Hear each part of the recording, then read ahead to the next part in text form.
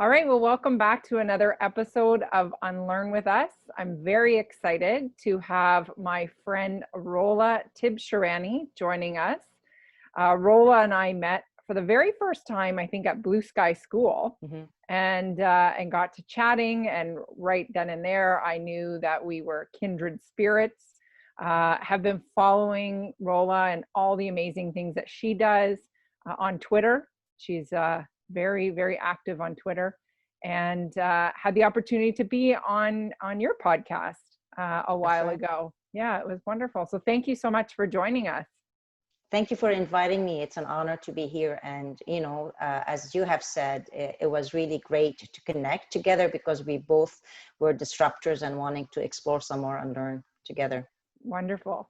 Awesome. So tell us a little bit about yourself. I know you teach grade 7 and 8, French. Yeah, tell us about you. So I work with the Ottawa Catholic School Board, and I'm French immersion teacher. So I've taught all grades basically in French immersion. Prior to that, also, I was in Saskatoon teaching French immersion. We were one of the first ones starting the immersion program in Saskatoon with the public board. And went overseas, taught with the International Baccalaureate School. My husband was working overseas, so I've had this great opportunity to do the British curriculum IB system and the American curriculum IB system as well. And came back to Ottawa and started working with the Ottawa Catholic School Board. And I have taught French immersion, as I said, junior basically, and then moved on to middle school to try the immersion program. And next year I will be at St. FX teaching grade 8 French immersion. Oh, have you moved? I moved. So yeah. This year, or were you there last year? No, this is the first year. So I was with the board for 15 years now. And then I went to Canada to St. Gabriel School. We started with the team there and worked there for 6 years. I think the longest I've been at a school, 6 to 7 years. And then moved with my students to the feeder high school, which was All Saints. And it was amazing to see those kids, having taught them in grade 6 or grade 4, grade 5 to be in grade 12 and to graduate and be along their journey. And then it's been an amazing also parents community. So you build that relationship, right? So they knew me from St. Gabriel. I'm going to All Saints, and All Saints also had amazing staff to work with. And we developed a lot together. But so 3 years at All Saints, and now, changing to St. Francis Xavier. And I'm excited to be on a new journey. It's a big school, very diverse, and it seems like a very, collaborative environment as well. So I'm excited to be there. That's very exciting, and almost maybe a bit nerve-wracking, especially during a pandemic. Yeah, we don't know what to expect yet, and we have to be flexible.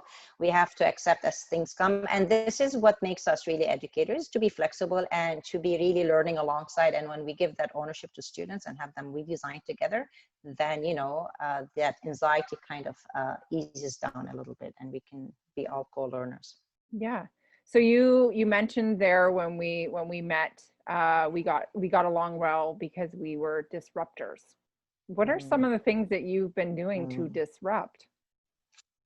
Disrupting is my middle name, I think. I think it's because I grew up in very traditional French system. And I didn't like that I had to abide and follow whatever someone's thinking is telling me. And all through my schooling, I was a rebel as a young person. And,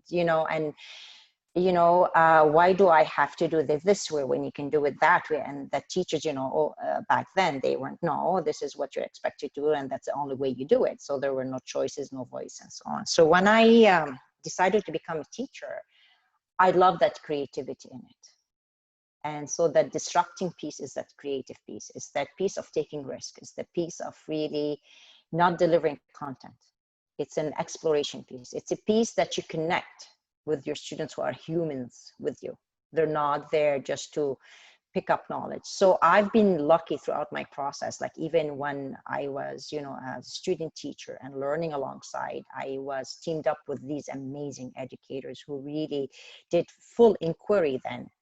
and then worked for 3 years with full inquiry and supported by the public Saskatoon Public School Board, and then moving overseas, doing more inquiry with the IB program, and that personalization of learning gave me that boost and that confidence that learning is totally derived from co-constructing, co-learning, co-building together, and bringing that back to Ottawa and having that support as well from the leadership that I worked with. They were embracing those new changes and embracing the strategy and the thinking skills and the competencies we were developing. So this is the disruption, is that trust, the trust of taking risks, the trust of really being a reflective learner and accepting the failure, which is a learning. Obviously we call it fail, but it's really, you know, it's reality. It's not fail. It's, this is how the best you learn, through your learning together. And I think the disruption is the trust and the reflection for being a reflective learner, and that's the key. You can't be doing the same thing, you know, from year to year or week to week, and you have to evolve, develop, and learn. So, what did your classroom before pre-pandemic? Yeah. What did your classroom look like? What would, if I walked into your classroom, what would be going on? Students' voices. I'll be quiet. I'll be walking around. I'll be listening to the students. They will be all having chart papers in front of them, co-constructing knowledge, co-building, co-talking, walking around, finding their safe, you know, their own spaces. Whenever there was discomfort, there was a learning. They knew that. There was a trust. We really had that relationship when, you know, as you know, I've been unpacking and exploring the biases for 5 years, the unlearning pieces that came to me, and that emotional piece, that learning is really emotional. I mean, we all express our emotion. So having the students really take that leadership, so that discomfort becomes learning for them to trust each other, to value each other's thinking. So they are the one who are doing the talking and the leading, and taking times during the class to reflect as well. And I think, so they are leading, it's all their voices, and for us to consolidate a lot and to share a lot. And so, which is a process, and it's something that you have a lot of patience, and it takes time. And that took me a while to really adjust, that it takes time to really the bells, to avoid that, and learn to, because I'm not very good with time management. The kids were better than me, you know, on time management, to say, oh, you know, we only have a few more minutes left, madam, you know, the bell is going to go, so it's time to stop and consolidate. So really it's that ownership of learning, and not me leading, they are leading. And how do you make sure you're covering all the curriculum expectations? You know, when you open up students' thinking, the curriculum is above and beyond the expectations. That voice is a key. So really curriculum, overall expectations look at that they unpack to start with. So I do give them the overall expectations. You know, this is our scope and sequence. This is a framework from the ministry. So, and they unpack it, and we start building our background knowledge, and then the inquiry starts, the designing piece of it starts, and what are we interested in? Because I always ask the kids is why learn? So with that in mind, why do we need this? What is that for? And how is that going to change our learning, give us perspectives, and take action? For me, if you're not taking action, there's no learning. Taking action is not just doing a project in class and presenting. Taking action is really voicing your learning, and having to really connect to someone, either collecting data or taking perspective, talking to others, and taking action by informing others, by the changes you can do because of that learning, and how can you impact each other and impact our community or globally, you know, whatever it takes us. So I mean, that is the key. Really is why learn, and of course how learn, and that takes time, because you build a process of thinking tools and strategies, and we co-learn. So that's amazing. You know, yeah. So in all of this, I'm curious, because I know in my experience, oftentimes other teachers or other people looking in at what I'm doing, they're curious as to, well, what do the parents say? Because this isn't what they're expecting. So I'm curious the conversations that you have with parents.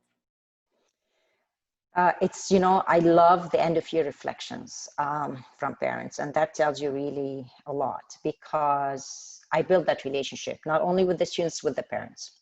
So I have a blog. So we blog everything we do in the classroom. There's students' voices everywhere. I get that permission from them.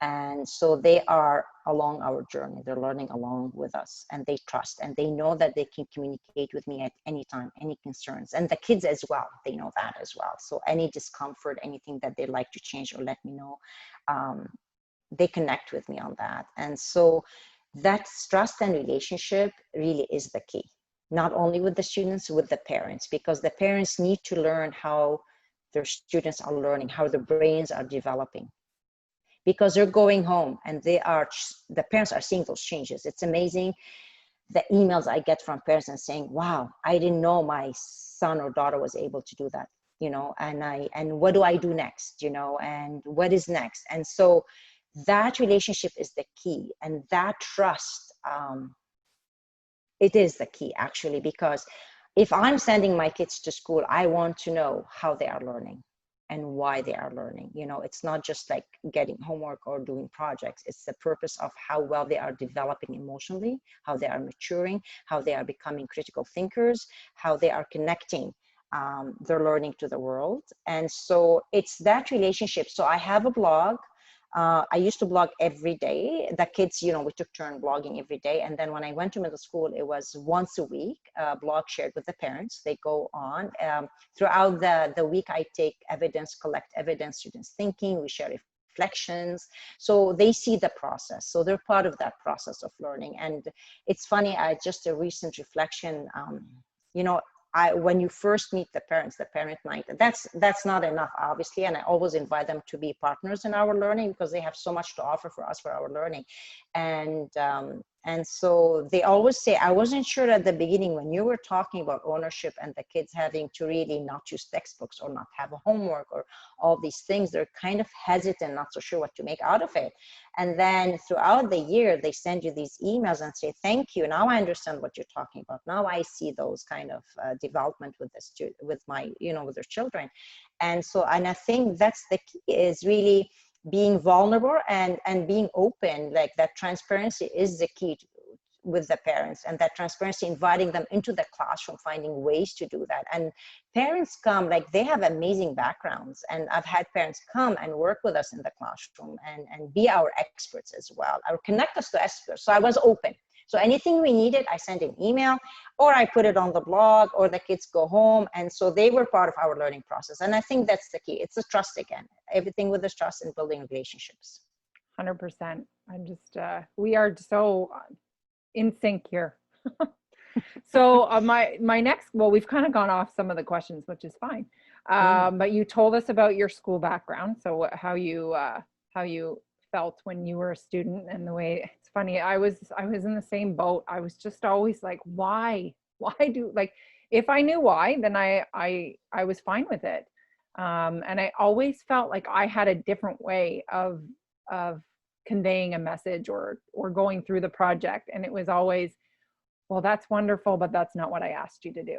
Mm-hmm. So it was more about compliance, right? Than I guess following instructions, which is important, but sometimes you need room for creativity. It's that oppression and compliance, right? Yeah. That really drove me. Yeah. Yeah. So the next part, you know, so this whole concept of this podcast is this concept of unlearning. And you've talked a lot about your own unlearning and your students' unlearning. But the big picture is that our system and our society need to unlearn. So there are good things about our system. And it's always important because I think people get offended sometimes when we talk about disrupting and changing things up. It becomes very personal, but the bigger picture is that it's not the people necessarily within it, it's the system. So I think it's really important to point out the good things. So what do you think are the good things that are in our current system? Current system.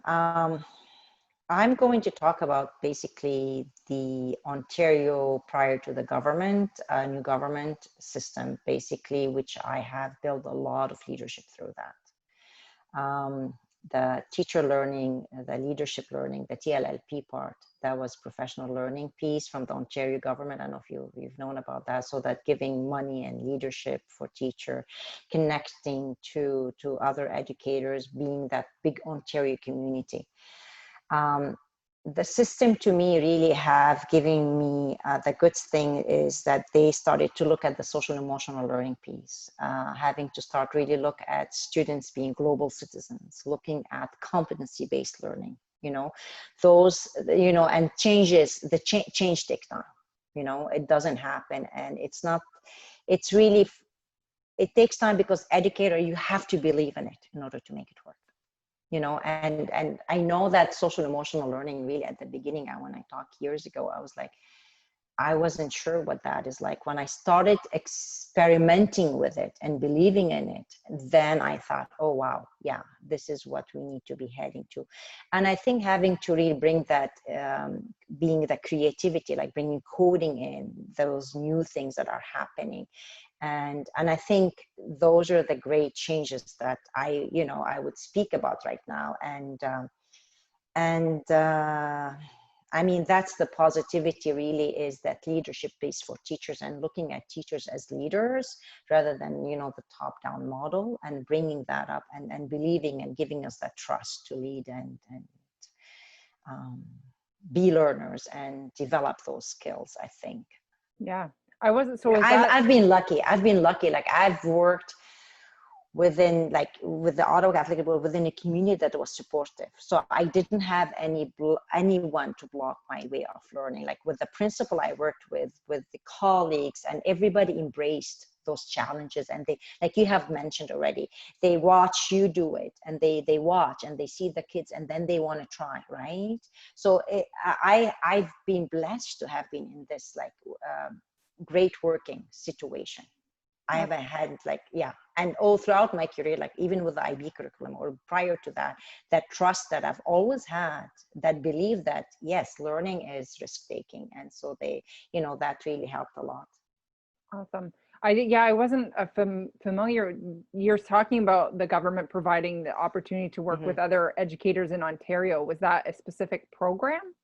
Yeah, it's been for a while. It's Carol Campbell. You know her on Twitter? Oh, no. Really? She's amazing. Oh my goodness, Dr. Carol Campbell. She started this teacher leading learning program. It's about leadership, and you apply and you could get huge amount of money as long as you share your learning within that community, you share your learning within your school board, and then you take that learning and you could do also the provincial exchange one as well, which what you learned, you make it into a bigger team and you lead that team and you share what you've learned. Oh, that's cool. Yeah, no, I've had so many opportunities. There were a lot of opportunities, really great learning. Yeah. And if you look it up, it's TLLP. I know that initially it was put on Twitter that it was coming, but of course, things just kind of new government, right. Everything just fell, all the health restrictions, everything, the changes that came so fast, right? Yeah. Yeah. All right. So do you think that our current system fails students in any way? So my experience in middle school, right? I think it's just having to have blocks of learning. I think to me, those blocks of learning, those short blocks of learning, if learning is a process, there shouldn't be any bells. If learning is a process, I'm talking about middle school, right? Middle school, like there's sometimes kids tend to go to different teachers as, for different subjects. I think that is not a really good growth. I think they should have some continuity in the day. And to me is like really that blocks of learning or just that one block for an expertise, kind of thing. But as a team, when you collaborate together and transfer those skills from class to class, then it's successful. But to me, is really the block of timing and the bells and all that's, you know, those things that they've had for years, you know, that kind of things needs to change. But of course, change is not easy because you have a lot of political, you know, things to deal with, you know, from union to teachers to everybody. It's a huge change. But I think the main thing is blocks and bells. So you talk about those changes in a couple of different places. You know, what do we need? What does society need? What do we need to do in general to make those changes happen? Like our society, our world is progressing so quickly, and our education system is not keeping up. You know, how do we unlearn what we know? Like, how do we convince people not to have bells?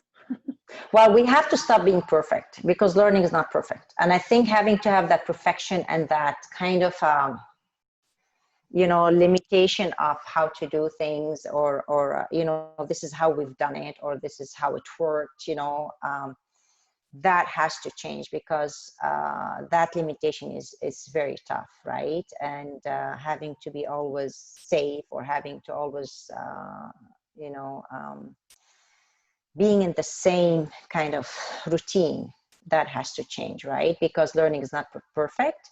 So is being open and taking that risk, because this is how the world is moving fast, like you've said. And so moving fast is how are we giving ourselves opportunities to really embrace, you know, the changes and learn alongside the students. So we have to embrace not to be perfect. We have to embrace that learning is a process. It's not just a product, and it's a process that relies on students thinking and their voices and their agency and having to understand themselves to personalize their learning. So a lot to take on because you have to have that experience, not just to deliver content, right? And just to have that confidence in yourself that if it doesn't work, that's okay. You know, and embracing those no perfection. Like learning is not just content delivery.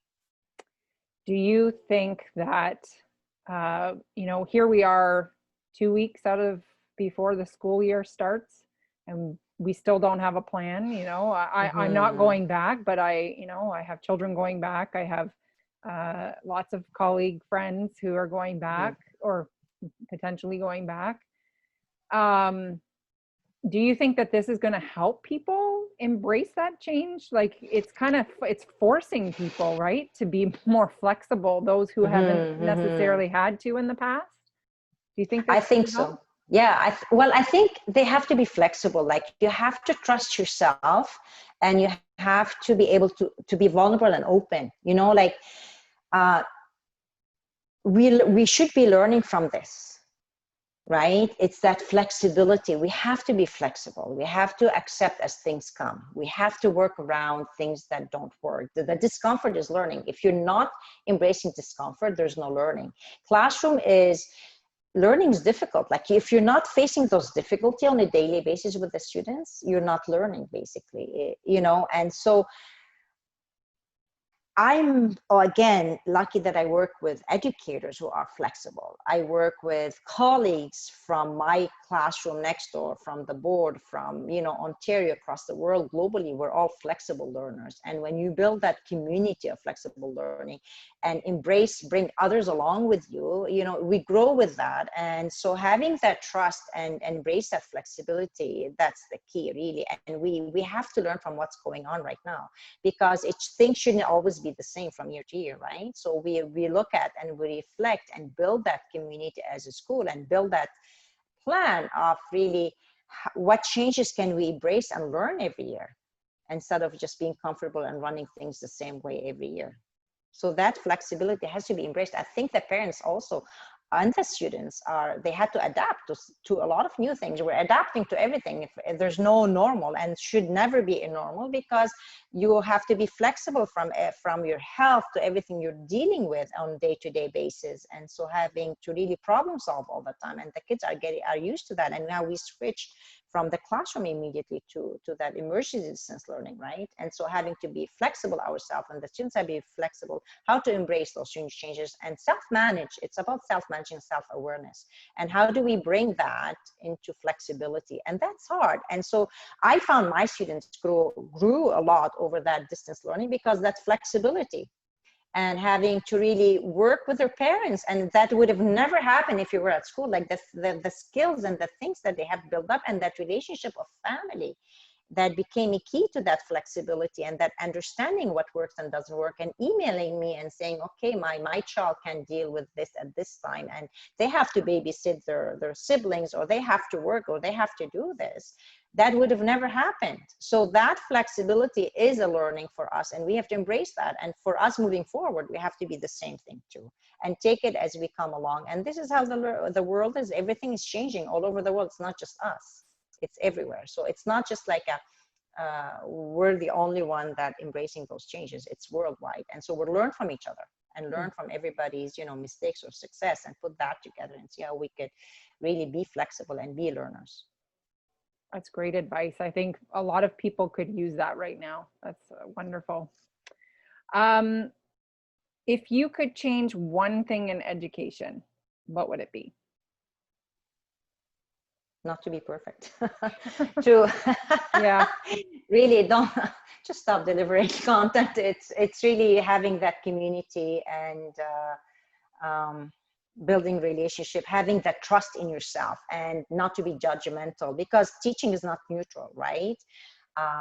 Be conscious of your biases against the students, take perspectives, all those things that well-being piece, really, it's important, and just embrace learning, because learning is not perfect, as we have already said, and we seem to be going on to the same direction.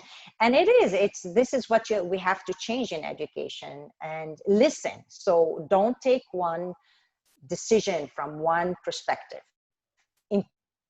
Include everybody in those decision making, and take their perspectives as well, because if we're talking about flexible learning, that's what flexible learning is taking everybody's perspectives in, and having to be flexible to accommodate and work together, and really be able to embrace those changes. And this is a good time to do it. This is a good time for us to make those choices. This is a good time for us to embrace that changes, and really think about the well-being. I've never thought about the well-being like I have thought about this. We did social emotion a lot in class. It wasn't just like a one time, it was embracing on a daily basis, how you're feeling, what's upsetting you in a teamwork. So unpacking those things, but now even more. So hold your biases back and be a good listener, and embrace those changes. Be flexible, take everybody's perspectives, and don't be judgmental all the time. And judging, I think, is the worst thing to do. And teaching is not neutral if you're judging. fair enough. Again, excellent advice for everyone. I think teachers, like you said, we feel often that we have to be perfect, and that we are. I think that's what teachers have been seen as, these holders of all the content and these experts. But in the reality of our world, we don't need to be the experts anymore. We need to be the facilitators and the coach and the mentor, and be vulnerable and say, you know what, I don't know that, and that's okay, and I'm going to learn with you. I can't tell you in the time that I've been teaching, I ran this program this past 10 weeks with learners from around Ontario. The amount of stuff that I have learned from them, like I didn't know anything about Minecraft, but I know all kinds of things about Minecraft now. Yeah, it's crazy. Well, before we finish up here, we started doing a podcast with my younger group, the Social Change Makers, this summer, and they came up with the idea of this question. And so we really like it. And we like to ask all our guests, what is your superpower? So we want to focus, like you said, it's that relationship piece, it's that social emotional piece. It's about celebrating everybody's brilliance, because we are all brilliant. What's your superpower, Rola? You have many. I think being a reflective learner. I think I'm not a writer, but I love writing my blogs, even so they take me a long time to process because you're reflective, and when you write things, you go back and you iterate because you've learned something new. I don't publish them right away sometimes. Being reflective for sure, and doing that podcasting or doing interviews and being open and not to feel being perfect. So being a reflective learner is a key, I think.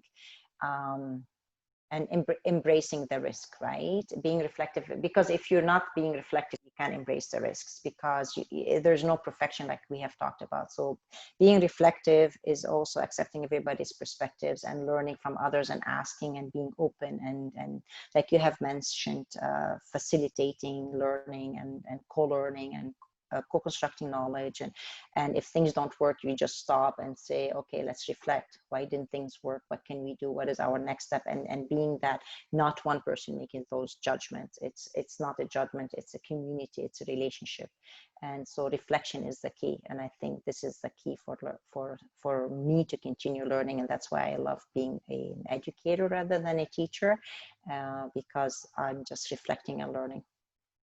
Wonderful. Yes. I mean, that's the only way you can grow, right? And that's the Mm-hmm. only way that you can hear, like you said, everybody's different perspectives and bringing those to the table so that it's not just what I think is important as the teacher, right? It's what can I pull from everybody? That's awesome. Well, I know you have so many superpowers. You're an amazing woman. And if people want to learn more about what you're doing and following your blog, I know you have the podcast, the missing link. Where can people find you? Well, Twitter is my easiest platform for professional learning. I only use Twitter for professional learning, and so through Twitter, they can direct messaging. They can also reach on Twitter as well. And blogging, I hope to do more this year because we have many friends in common, like Noah Daniel. And it's funny because we were just talking this morning. I said it wouldn't be great if because we all like she today, as Noah mentioned, on the Celebrate Monday, and she said we have such uncertainty. So we talked about why don't we have once a month meeting, just educators. Let's ask people around how things are going, and let's just talk about what we've learned. So basically on Twitter and through my blog, and that's my professional platform. Wonderful. And we'll make sure to put all of that information in the notes below. Well, thank you so much for joining us. I can't wait to see what your world looks like in the fall. We'll be following. Yeah, me too. I'll be following my own work too. So we'll see what that looks like. Yeah. Nobody knows yet, but that's okay. And I'm excited about your work as well. So I'm really excited to see what that's going to roll out for you. Wonderful. Thank you, Rola. Thank you.